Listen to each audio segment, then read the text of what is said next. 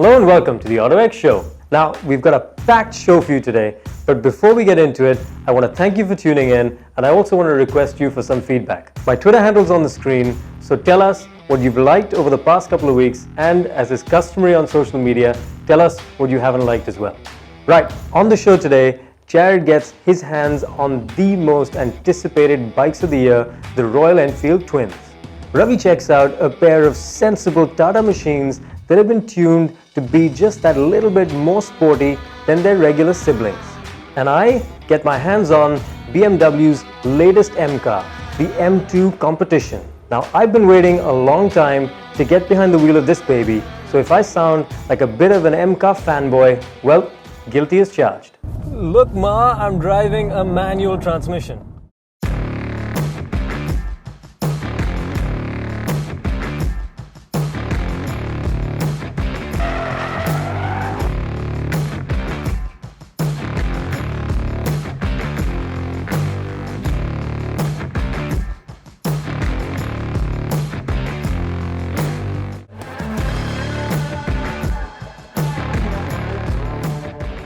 Okay, we'll get to the manual transmission in a minute. First, where we are. We are at the Ascari circuit in Spain, in the Malaga region of Spain, in the hills around Malaga, and it is an absolutely spectacular place. Whoever came up with this place needs a medal. Apparently it's a Dutchman, and he's got his own garage in the paddock. His garage has a couple of F1 cars, Lamborghinis, Ferraris, but what we are driving right now is not too shabby either. This is the M2 Competition, and it finally gets the motor from the M3, M4.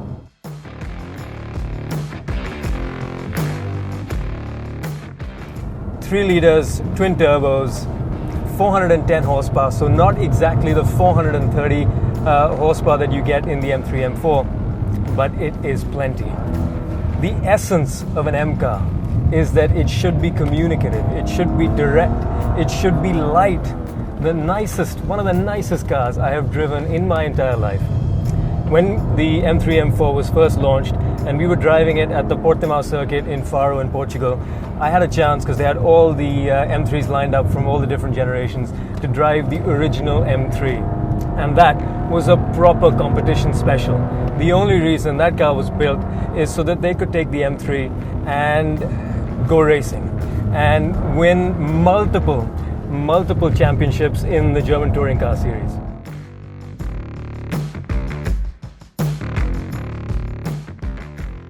It is an absolutely phenomenal machine, and it feels like a competition special. It's light, it's small, it's got a 4-cylinder, 2.5 liter motor that just revs its nuts off, and that is the essence of an M car.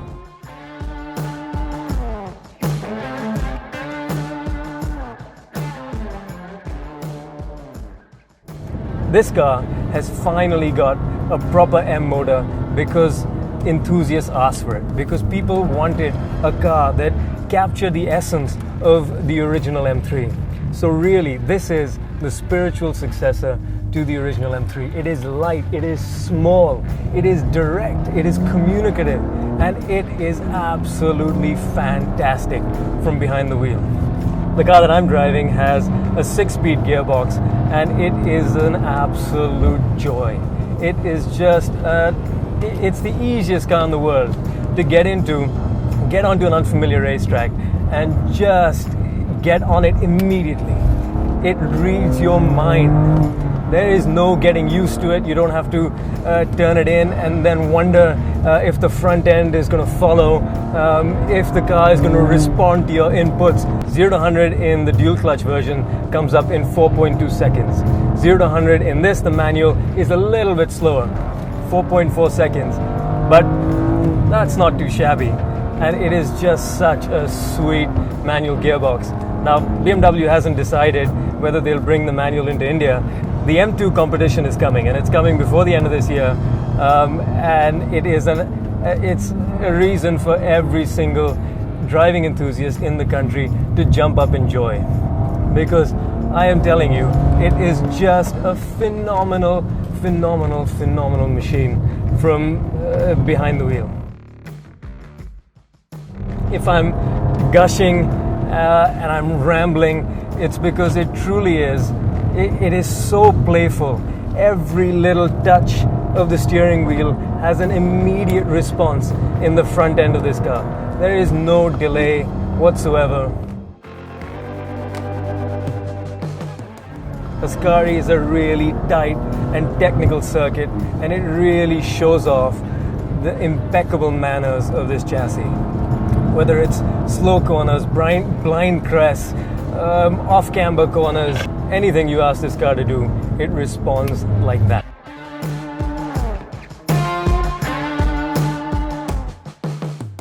Now, we didn't drive the M2 competition just at the Ascari circuit, but also in the hills around the track. And it's here that the M2 showed off its versatility and its everyday drivability. Because some of the road surfaces were decidedly less than perfect, and the ride in the M2 proved quite compliant for an M car. Of course, since it only comes with 2 doors and quite a tight cabin, the M2 can't play family car quite as well as an M3 with 4 doors, for instance. But that just makes it an even more focused driver's machine. It's as playful and as obedient as a golden retriever. Fast cars are meant to be just that little bit intimidating, but this isn't. Being a high-powered rear-wheel drive car, it wags its tail only as much as you want it to. For my money, it hits the M sweet spot, which is saying something. But while we're on the topic of money, pricing will be key when this car is launched later this year. So stay tuned and start filling that piggy bank.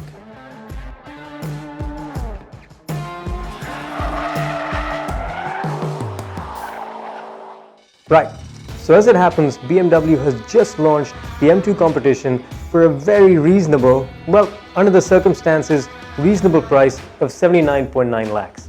Now you may not think so, but that's actually a steal for the kind of performance that the M2 competition offers. What they haven't done, unfortunately, is launch a manual transmission variant.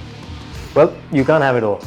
But if it's any consolation, this 7-speed dual-clutch automatic transmission is actually fantastic. Now, stay tuned, we'll be right back after the break. Welcome back to the autoX show. Right, Jared checks out a pair of really attractive Royal Enfield bikes that have literally taken the world by storm. Developed in the UK, built in India, these RE twins have just been launched at really attractive prices.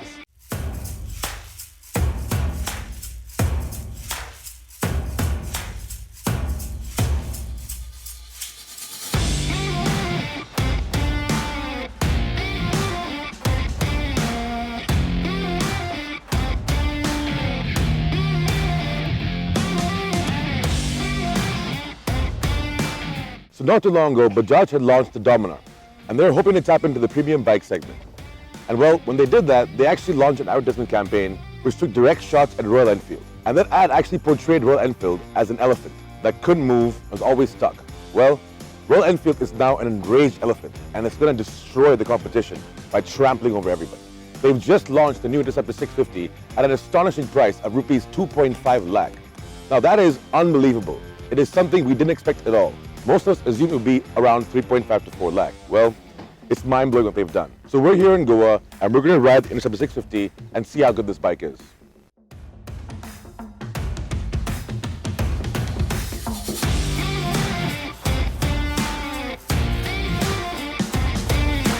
So last month we were in California where we got to ride these bikes. Well, we're now in Goa, and the roads obviously are much different. We're now in Indian conditions, and that way we'll see how the bikes behave on home soil. Well, let's just start off by saying the Interceptor 650 is actually a really good bike. Starting off with the design, once again, everyone knows it looks beautiful. The modern classic design is nice, it's very compact. Anyone can get on it and anyone can ride it. It's beautiful. It's got nice color options as well, and you can customize it however you want. So let's just start off by talking about the engine, the brand new 650cc engine, and it is a masterpiece. It is unlike anything we've ever seen from Royal Enfield before, and I have to say that this motorcycle is probably the best bike that Royal Enfield has ever built in its entire history. The engine is super smooth, very well refined, and it's got just enough power for you to have as much fun as you want to have with it. The throttle response is great. It's not blazing fast, but it is quick for sure. To fit in the new 650cc engine, Royal Enfield designed the new tubular steel frame with the help of Harris Performance. It's a twin cradle that offers authentic styling and versatile, agile performance. The compact design, which offers 1400mm wheelbase and 804mm seat height, makes it accessible, confidence-inspiring, and offers great balance. Thanks to the 24-degree rake angle and 106mm trail, the bike feels nimble in the city and planted on highways. The bike also comes with a 13.7-liter capacity fuel tank, and with the fuel economy of 25 kilometers per liter, it should be great for touring. The suspension is aided at the front by 41mm forks with 110mm travel, and twin rear units that are gas-charged and 5-stage preload adjustable. The wheels are both 18-inch with 36-spoke aluminum alloy rims. The Pirelli Phantom Sportcom tires offer great grip on tarmac, but are not meant for any off-road use at all. The 320mm floating disc at the front and a 240mm at the rear work very nicely, and so does the Bosch dual-channel ABS system. The bike also handles pretty well. The front end is light, but that's because the bike is meant to be an easy rider. I have to say the front end was very nice on all kind of road conditions. We did off-roading, we were on the highway, we were on some broken roads, we were in the city, and it felt very nice, very pliant on the road, very stable. The rear suspension, however, does feel like the rebound is a little too stiff, especially if you have a pillion on board. It'll be a little uncomfortable. I must mention though, the tires on this bike are not meant for off-roading whatsoever. We did some off-roading, as I mentioned before, but there's really no grip at all once you get on some dirt. So I would advise you, if you want to take this bike on a long expedition, let's say to the mountains or on a trail ride, you should definitely change the tires for sure. This bike is pretty basic. It's just got a beautiful engine and it rides very well. There are no electronics, there's no features, and that's exactly what it's meant to be. It's meant to be a bike that is affordable, accessible, fun to ride, and reliable at the same time. Now, a lot of people will ask you, like an Enfield, if you own one, they're like, oh, the quality, there are some quality issues, there are some servicing problems, there's problems with parts, but so far, what we've been told is these bikes have been tested thoroughly, and they've been ridden for thousands and thousands and thousands of kilometers, and they've come back to the service centers and the engine has been opened up and looked at, and it still looks brand new inside. Overall, we can say from the quality, it is very good. It's obviously not up to the premium standards of, let's say, a Triumph Bonneville, for example, but for Enfield, it's actually very, very good. The quality levels are very impressive. The job very well done. For the price, 2.5 lakh, it's actually phenomenal. It's really a game changer. So far, Bajaj and Triumph have tied up to make, small capacity premium bikes. They're going to have to go back to the drawing board and rethink their entire strategy. Harley-Davidson has also announced they're going to tie up with their Asian partner. They're also going to have to go back to the drawing board and figure out what they're going to do, because there's no way that I can think that those guys can launch a bike at this price point with these kind of standards. It'll be very tough for them because Enfield is a much bigger company here in India. It goes by economies of scale, so their prices have been kept down, and it's just mind-blowing. The entire market is going to be in trouble for sure because Enfield is going to dominate. Now, getting to the Continental GT, the Interceptor is like your girlfriend when she's not wearing any makeup. And then when you want to take her out, she gets all dressed up, puts on her makeup, a nice dress. That's the cafe racer, that's the Continental GT. Now the Interceptor 650 is a much more laid-back riding position. You can go on nice long-distance touring on it, and you can also use it every single day. The cafe racer, on the other hand, you probably won't want to use every day. I am 33 years old, I'm 6 feet 3 inches and about 100 kilos, and I can say that after riding this bike for about 2 hours, I had pains all over my body. Now, that's not because I'm unhealthy, it's just because this bike does take a toll on your body because of the position that you're in. Is it fun though? Yes, it is extremely fun, a very fun motorcycle. Once again, the engine is fantastic, and when you're in the twisty sections, which we were in earlier today, you can really throw the bike around from corner to corner, and it just carves up anything. Not really heavy, it's very light on its feet, very well planted on the road. So yeah, overall, it's just a really fun motorcycle.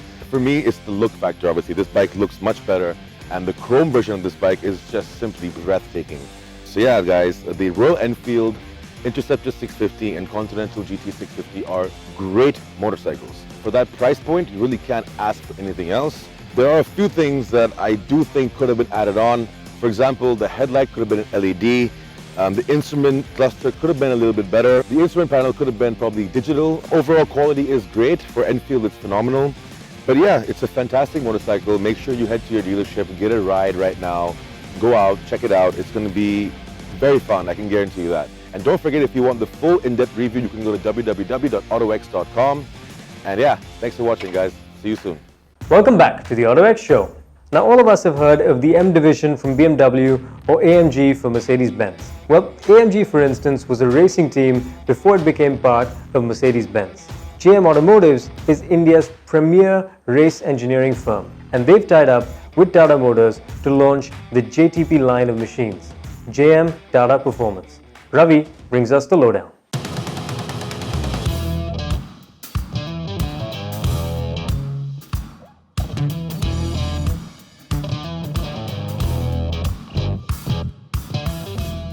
For enthusiasts looking for affordable performance, there aren't many options in the market. There's just the Volkswagen GT range, the Maruti Suzuki Baleno RS, the Ford Figo S, and to a certain extent, the Linea TJ if you're bold enough. All of these cars are priced around 10 lakhs or more, and there's nothing for the enthusiast below the sub 10 lakh price bracket. There's a huge gap in the market there, and Tata wants to fill it with the performance-centric variants of the Tigor and the Tiago. Make performance available to the masses. The intention is right, but are the cars really?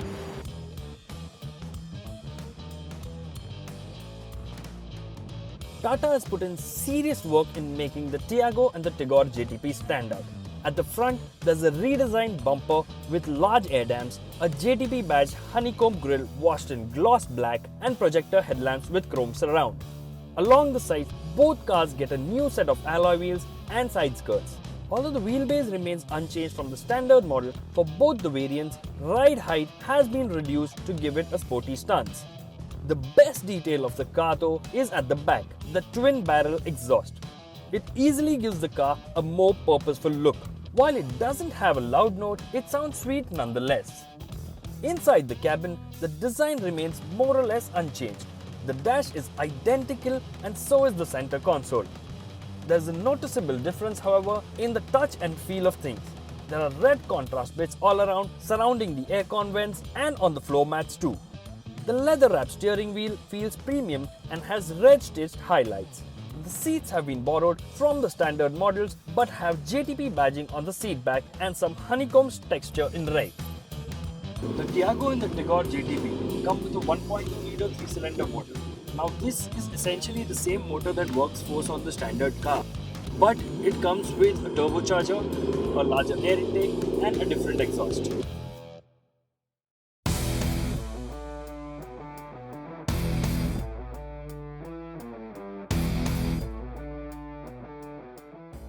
The 5-speed transmission has been tuned differently too.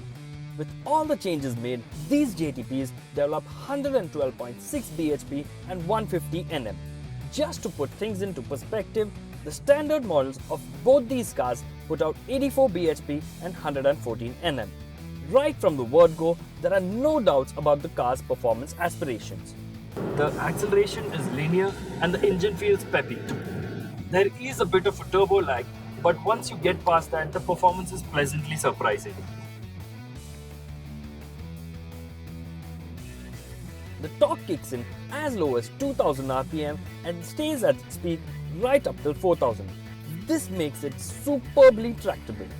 While the Tigor feels quick, the Tiago definitely feels faster. Of course, this is because of the 35 kilo advantage that the hatchback has. The engine doesn't feel harsh, but there is that typical 3-cylinder thrum. While the wheelbase and dimensions of the JTPs are identical to their standard counterparts, JTSV has made mild tweaks to the suspension and the steering geometry. Both cars now sit lower by 4 mm despite the larger 15-inch wheels. On the narrow twisty roads from Coimbatore to Ooty, the Tiago felt relatively nimbler and more confident. The Apollo tyres that these cars come fitted with have been built for the purpose and it shows. There's barely any road noise, and even when you push the car hard around corners, the rubber doesn't squeal. Despite the changes to the suspension, the current setup offers great ride quality. The only aspect which we thought could have made the overall handling better is the weight of the steering wheel. While the car turns in precisely, the steering feels a bit too light for our liking. Tata Motors and JM Automotive together have done a great job with the Tiago and the Tigor JTP. All the changes have been made keeping an enthusiast in mind and it shows. The Tiago JTP has been priced at 6.39 lakh while the Tigor carries a sticker price of 7.49.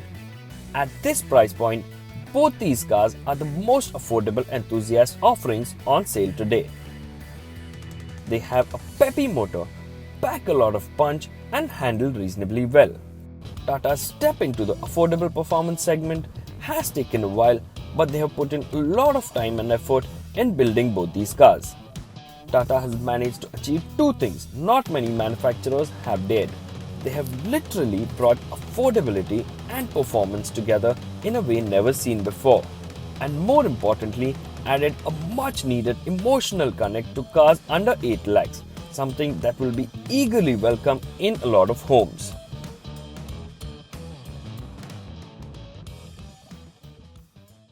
Now, we started our first show a couple of weeks ago with a film on the Ferrari 488 Pista, the most powerful mid-engined V8 supercar to come out of Maranello. And we got some great feedback from that film.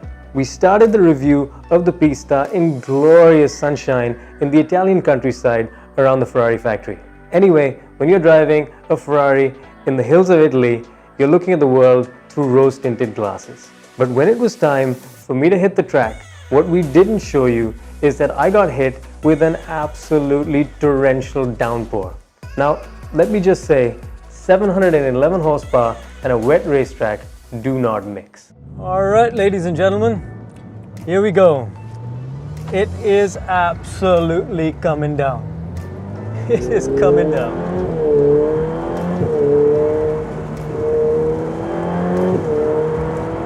Let's get those wipers doing some work. Ooh, it's slippery. Yeah, sliding, that's for sure. Whoa. And almost aquaplaning too. Yep, it is coming down now.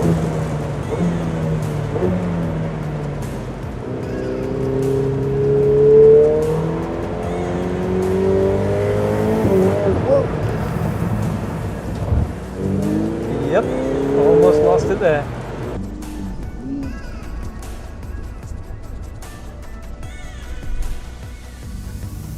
That was the look of sheer, unadulterated fear. But, as they say, all's well that ends well. I didn't bin it, and they let me back on track once it had dried up. For a full review, check out www.autox.com. Well, that's all the time we have for you this week. Thank you for joining us. Next week on the AutoX Show, we check out Maruti Suzuki's brand new Ertiga MPV. Remember, it's chaos out there, so buckle up, keep your helmets on, stay safe. We'll see you again next weekend.